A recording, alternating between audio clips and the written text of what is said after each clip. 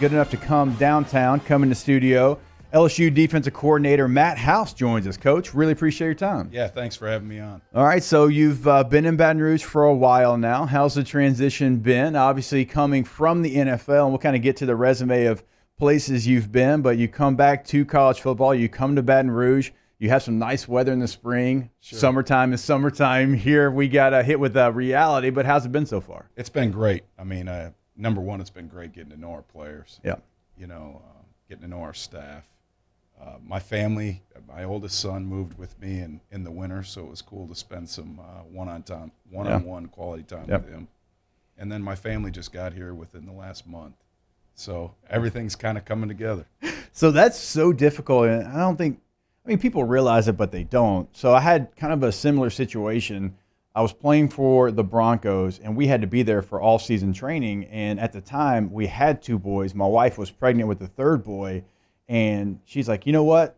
I'm not really dealing with everything right now, the snow and everything. I'm staying in Louisiana for these 5 months. You go train in Denver. You can fly back on the weekends. And we had to go through that process of 5-6 months. We were apart, and I was going back every weekend trying to fly back to Louisiana. Yeah, the football life, people don't realize the longer your career is and the more your family grows, the more interesting it can get, right? But just like you, I'm sure your wife's a saint. My wife. You got 4, if I'm not mistaken. I got 4. So, yeah, I'm 4 as well. Yeah, so it takes a special lady to the real MVP to do that. That's right. And people don't all understand that, but you know how many boxes I've unpacked? 3. Well, I'm sitting here and I'm looking at the resume, and I remember you were in the NFL when I was in the NFL. I mean, my first ever game was against Carolina, and you were there in that season. Then you were with the Rams, and you've been in the NFL, certainly with the Chiefs as of late, but you've been in college as well. You've been a number of different places. Kind of what's that mindset for you? Is it like, I wanted to be a college coach, I wanted to be an NFL coach, or I just wanted a different opportunity, and if it's right, I want to take it? Well, first of all, this LSU opportunity, I mean, this is one of the elite jobs in the country. I don't care if you're in college or the NFL, right? Right. If you said just what's one of the top, let's call it 40 jobs in the country, you'd obviously say the 32 NFL coordinator jobs. Right. And then this fits right in. Yep. I mean, because you're at a place where you can get elite talent. There's elite tradition. So it's kind of a no-brainer. Ultimately, someday I'd like to be a head coach. Right. And, I've had an opportunity. To me, you either continue to learn and adapt or you die in this profession. Right. And I had the opportunity to come to this place to reestablish a great culture on defense and work for a Hall of Fame head coach. Right. And what a better – I mean, there's just too many things that lined up. You also knew the league, too. Like your time at Kentucky, and y'all had a lot of successful defenses there. I think that's important, having an idea of the league. I'm not saying you have to have that, but when you were hired, I knew, like, people kind of joke, I'm like the president of the Kentucky fan club. I love the way that, like, y'all built that, because it started really around the time you were defensive coordinator. The way that was built, it was hard-nosed. It was like old school on offense. We're going to run right at you on defense. You had edge rushers. You had linebackers that were flying around the ball. I love the way that it was built. And you had that experience in the SEC also. And this isn't a slight to Kentucky, because I love the way it was built. But you're talking about maybe even a different brand of athlete here being at LSU. And so that, obviously is something that you can benefit from. Well, I mean, you're dead on. All you got to do is look at sheer numbers, right? Yeah. I mean, the amount of players that are drafted from the state, not just from LSU, but played high school football in the state, that go on to play at the highest level is really unbelievable. Per capita, we have the highest rate of NFL players that end up leaving the state of Louisiana of any state in the country. Yeah. So you're not wrong on that. And in the SEC, I didn't even understand this. You can't understand this until you go through it. This league is different. Right. I've been blessed to coach every league east of the Mississippi. Yeah. And this league is just different. It's different with expectations. It's different with players. It's different with environment. It's different in the grind week to week. If you're not on your A game, you're going to get knocked off the block. Yeah. And that's the reality. There are no, let's look at the schedule, and this one we can count in the W column. You better bring your A game and prepare every week. No, there's no question about that. And so once you start to get your idea of maybe what you want to be defensively, how many times have you gotten asked like philosophy and what you're going to run? And because, I mean, you've been someone who's used multiple defenses. I mean, I've gone back and I've watched that Kentucky tape, and I've watched when you've been a coordinator in the past. Like when you get a job, is it like, okay, let me look at the personnel, let me see what I have, and let me maybe form the best defense with what we have? Is it like, hey, I've had this, I know it can be successful, we just got to get guys to buy in? Kind of how do you approach that? I think it's a little bit of everything. You got to be multiple enough in your scheme, one, to present issues to the offense, but also to take advantage of the talent you have. Right. You know, a talent dictates where you're going to move the pieces, right? Yeah. But at the end of the day, what are we really going to be? Well, we're going to be a great tackling team, all right? We're going to attack the football and take it away. All right, we're going to win situational football, and we're going to present issues for the quarterback. How do you do that? You disrupt rhythm and timing, and you're aggressive with the front play. All right, now I'm going to ask this question. You can completely disagree with me here, but like when people start talking about philosophies and fronts, a lot of times I'm like, yeah, you have to understand, like a shade's a shade. Like it might be a different body type lining up there at times, but at the end of the day, like a 3's a 3, a 1's a 1, a 0's a 0, like whatever it might be, a 9's a 9. Now the body type might look different, but at the end of the day, it's just you're reading your keys and you're like, okay, well that's the same thing as this. And that's really what you're saying is what we try to do for our players. Yeah. The more you can simplify the game, the better, right? Right. And if you really, I just did this past week. If you really say as a defensive lineman in our scheme, all right, you got to play a head-up shade. You got to play an outside shade. You got to be able to stunt in a two-gap movement and a one-gap movement. Right. All right, and then after that, there's a couple jet calls, but that's pretty much it. And then it's just moving the pieces. But the simpler we can make the game, really, the more complex we can be. Yeah. You know, and you know this as a player and as a smart player. The best coaches make it learnable, teachable, and then allow their players to go out and play to their personality and their strengths. So when you take this job, you talk about players, you talk about playing to their strengths. Who were some guys that flashed to you? Like some guys you're like, okay, we got to count on that guy in the fall. Was it a position group? Was it a certain player? Like who are some of these leaders that you're looking forward to watching in the fall? Yeah, I think in general that our front has a chance to be really, really good. You know, August will – and the development will kind of tell us how good, right? But we got some elite talent in our front. I mean, and really you go right down the line. You got Ali Gay coming back. You got BJ on the edge. Savion Jones is really popped up in the spring. And then you go inside and you got, or you still outside. I failed to mention Quincy. Yeah. A young newcomer that's an elite talent, right? How's that position? Okay, so Quincy Wiggins, like certain positions are different. They're different whenever you come into college football. Like for me, I played running back, fullback. I felt like that was an easier transition than other positions. When you look at edge rusher, is that one of those ones where, yeah, you're still learning the defense, but we can put you out there because there's one skill set that you have? Within situations, right?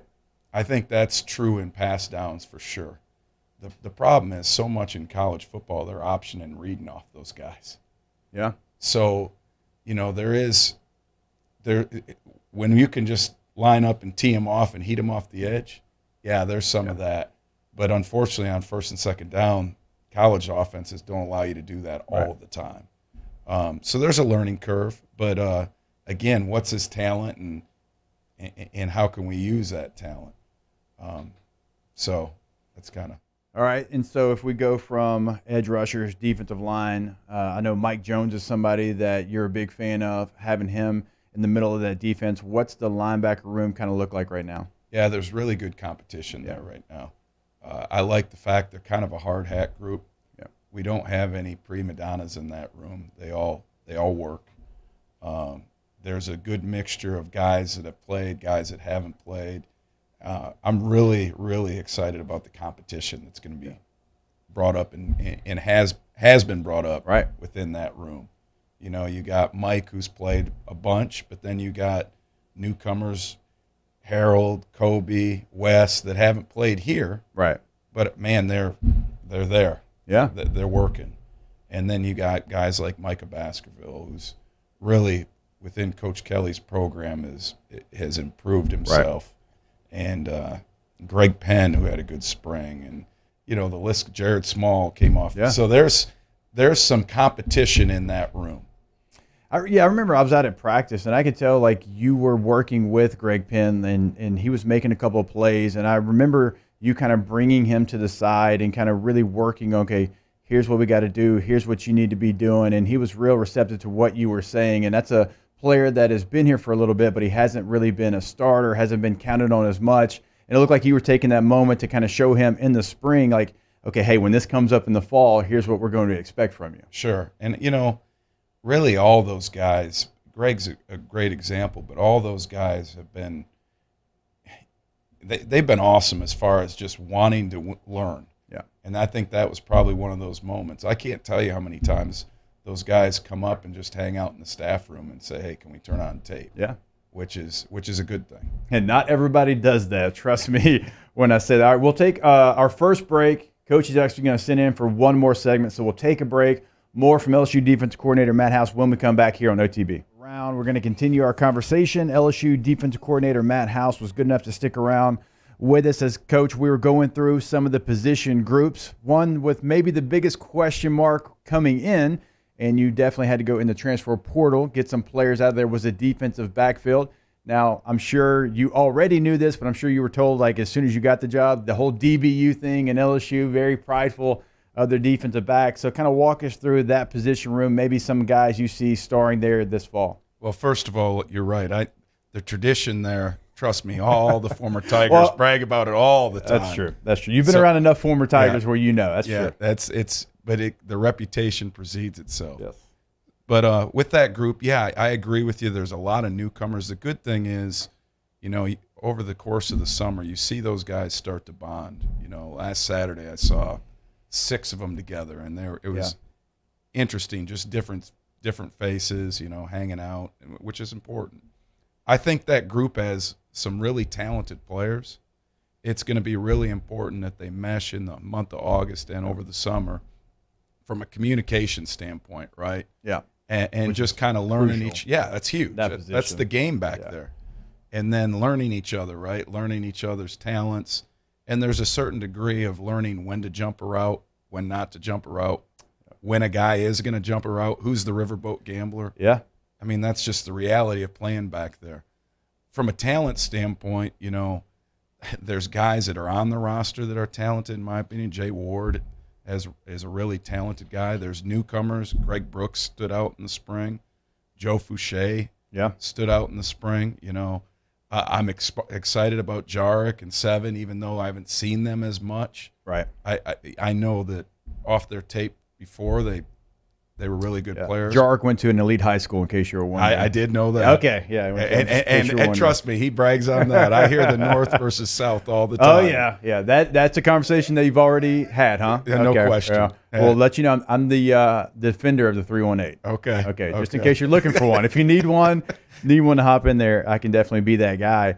Coach, you mentioned communication, but you also mentioned, a couple players coming from Arkansas, Jared coming from Oklahoma State. You've got players from Louisiana Lafayette. You've got freshmen. You've got guys that were here before. So with that group being kind of from everywhere, how quickly can they create that chemistry? Because, look, football, there can be a time where you've got 3 guys playing quarters and the 4th guy's playing quarter halves, and the guy playing quarter halves let a touchdown go for 80 yards, and that communication is so key back there.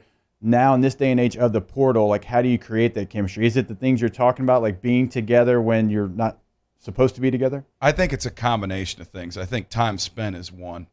I think during this summer period, one of the things, we get to be with them a little bit.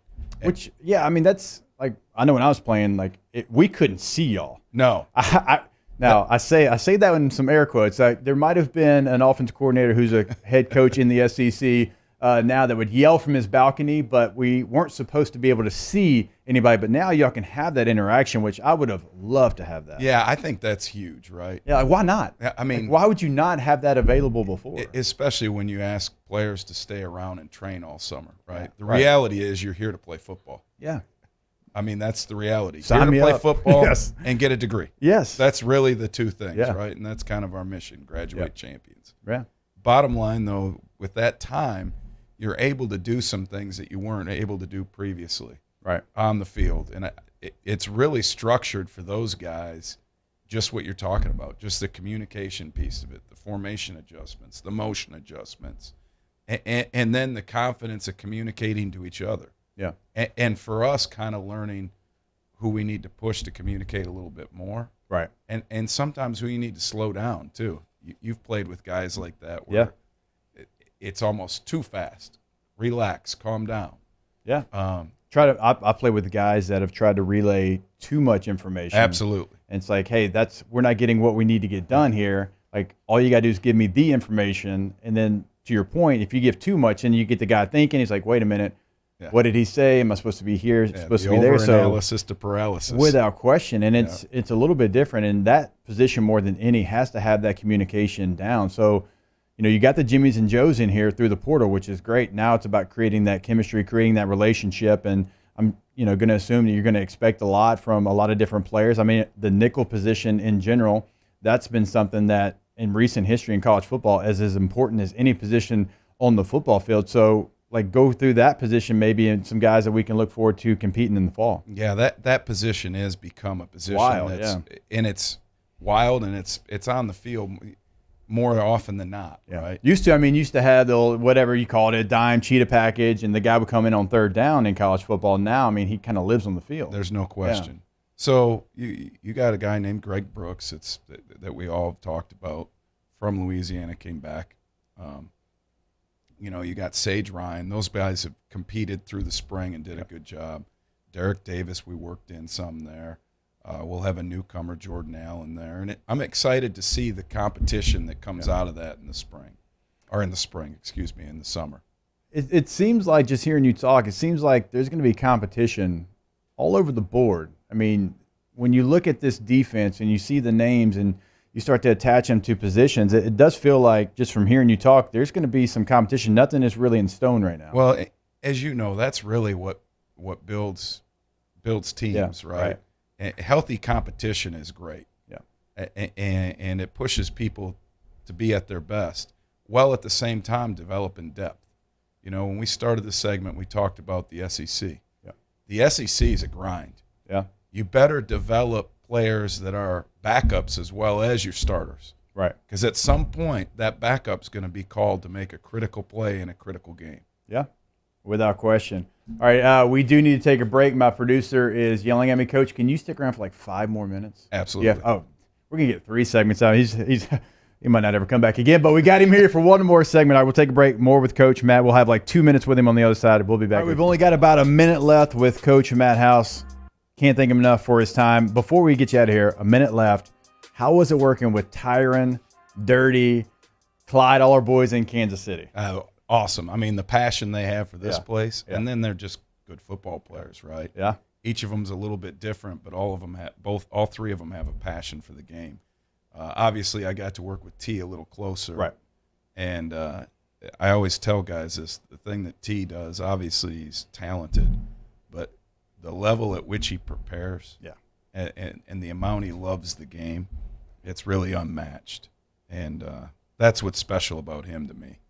Hey, don't worry, Coach. I told you I was a fan of yours when you were the DC at Pitt and certainly at Kentucky, but I did my homework too. I texted the guys, and they approved. They approved whenever LSU hired you, so you passed the test. Coach, can't thank you enough. Thanks for hopping on with us and staying for a couple extra segments. Really appreciate it. Looking forward to seeing what the boys do in the fall. Hey, appreciate having you.